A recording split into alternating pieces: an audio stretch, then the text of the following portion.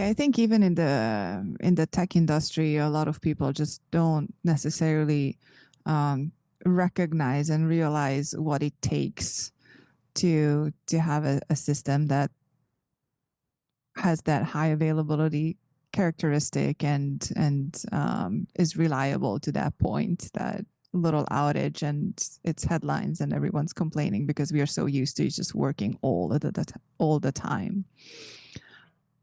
I guess I would argue that the cloud providers have the same problem, though. Now they do, yeah. You hear when Google goes down. You hear when Microsoft Azure goes down. It's major news, major embarrassment.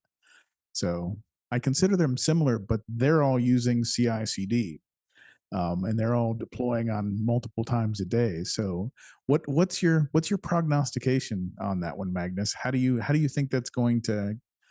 Is it going to happen in the telco industry? And if so, what do you expect the timeline will be as folks transition?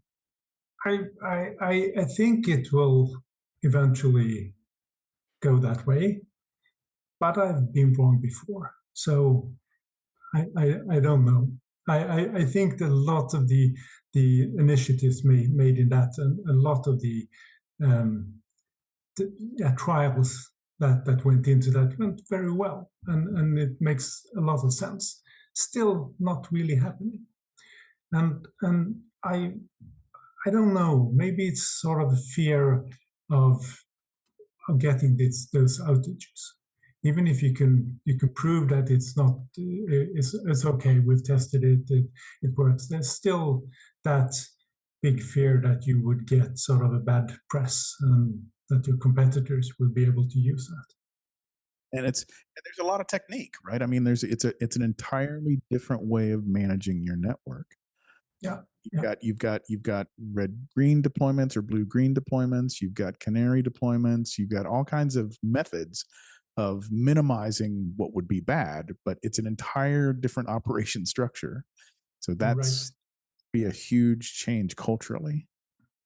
Now, I think also that many of the operators have people that are skilled for their equipment and for their purposes and their environment.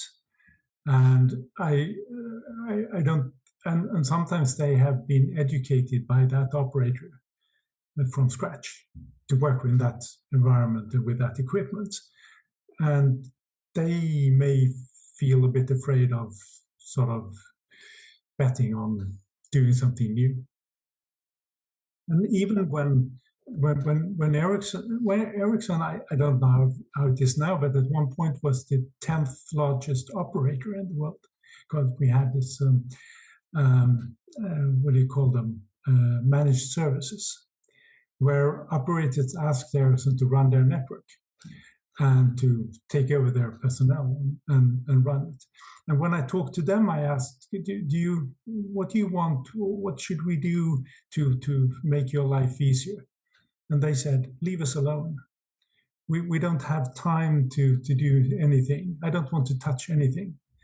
It's just extra work.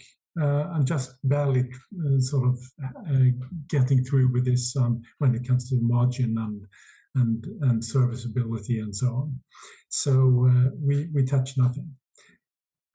So we didn't get a very good dialogue when it came to sort of using them as an inspiration for our product development.